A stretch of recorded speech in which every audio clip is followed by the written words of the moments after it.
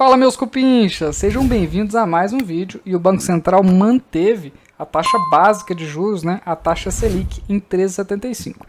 Nesse vídeo você vai entender de uma vez por todas para que serve a taxa Selic, como ela é definida e, de fato, como que ela impacta a vida de nós brasileiros. Basicamente, ela é o termômetro da economia brasileira. A taxa básica de juros serve como um dos principais instrumentos do Banco Central para poder controlar a inflação e manter a economia estável. Ela é como se fosse um termômetro da economia, que indica se ela está quente ou fria.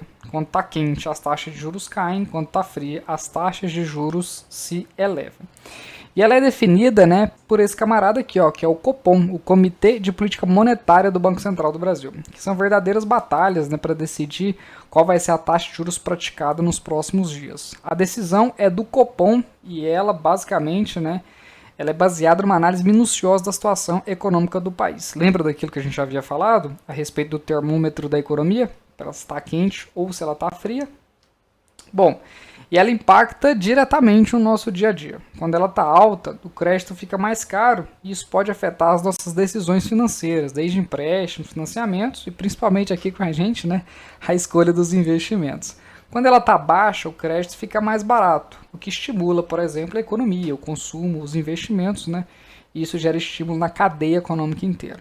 Mas não é só isso não, a taxa Selic também é importante, para quem investe o seu capital, que essa é a nossa missão. Ela influencia diretamente a rentabilidade de alguns títulos, como majoritariamente os títulos de renda fixa, que eles são atrelados pela Selic. Quando a Selic está alta, eles têm uma rentabilidade maior, e quando ela está baixa, obviamente, a rentabilidade é menor. Então, em um cenário de alta de juros, a economia ela tem uma expectativa dos títulos de renda fixa pagarem mais, que é exatamente como você consegue ver. Aqui a gente está vendo o título público, uma NTN-B mais longa emitida pelo Tesouro Nacional, que vai vencer em 2060, ela está pagando agora 5,60%.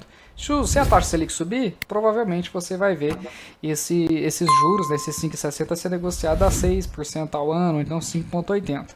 Aqui está vendo um ligado ao CDI, um pós-fixado, 120% CDI, e depois um LCI do Banco Regional de Brasília de 6 meses, pagando 12,25%. Nossa, essa taxa tá boa demais. Então, basicamente, o que muda para a renda fixa e para a renda variável? Para a renda variável, turma, muda algumas questões. Para a renda fixa, a gente viu se ela sobe também. Para a renda variável é o contrário. Se você quer estimular a economia através desse termômetro da taxa de juros, você tem que reduzir a taxa Selic, porque isso estimula a concessão de crédito, liga as impressoras de dinheiro que a gente fala aqui no mercado financeiro, e tudo isso estimula o investimento das empresas e também o consumo. E, ou seja, as empresas sempre vendem um produto, se tem mais gente consumindo, certamente elas vão ter um desempenho melhor em bolsa. Então, uma resposta breve, a bolsa vai voltar a subir quando os juros caírem. Quando a taxa Selic cair, não há como saber para onde os juros vão, mas de fato a resposta mais objetiva no momento é exatamente essa.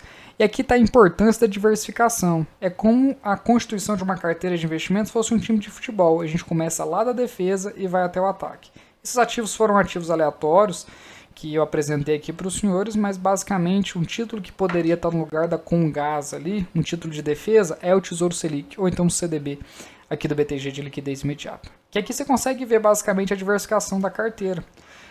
Num ponto onde a gente está vendo a carteira consolidada, essa é a minha carteira pessoal, ela rendeu 231%. A parte em ações rendeu 342%, ou seja, mais do que a carteira consolidada.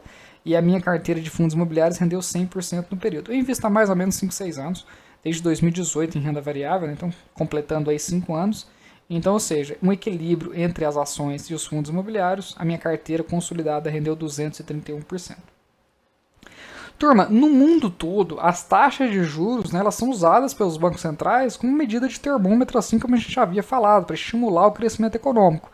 E essas taxas de juros elas podem afetar o câmbio, o mercado de ações, e elas afetam a economia global. Se os Estados Unidos aumentarem as taxas de juros deles, o Brasil vai sentir. Aqui está alguns juros que eu estou mostrando para os senhores, como o caso da China, Singapura, Austrália. Você percebe que quanto mais desenvolvido é o país, menor é a sua taxa de juros, mais barato custa o dinheiro. Então aqui você está vendo que a China, desses que eu elenquei, é o mais barato, comparado com o Brasil e México, que são países aí em desenvolvimento, são os mais altos. até um ponto falar, o Brasil tem o maior juro real do mundo. O que isso significa dizer? Se eu pegar a taxa Selic e descontar pela inflação oficial do nosso país, que é o IPCA, a gente vai ter o maior juro real. Isso representa uma oportunidade formidável em renda fixa, né? Então, até mesmo esse assunto pode parecer um tema complexo, mas é importante você perceber como que de fato a gente tem, como que os bancos centrais utilizam isso para poder estimular ou desestimular a economia, dependendo muito do momento. Tá certo, turma? O vídeo foi esse. Espero imensamente que você tenha gostado. Tentei procurar fazer de maneira mais objetiva possível. Forte abraço e até o próximo vídeo.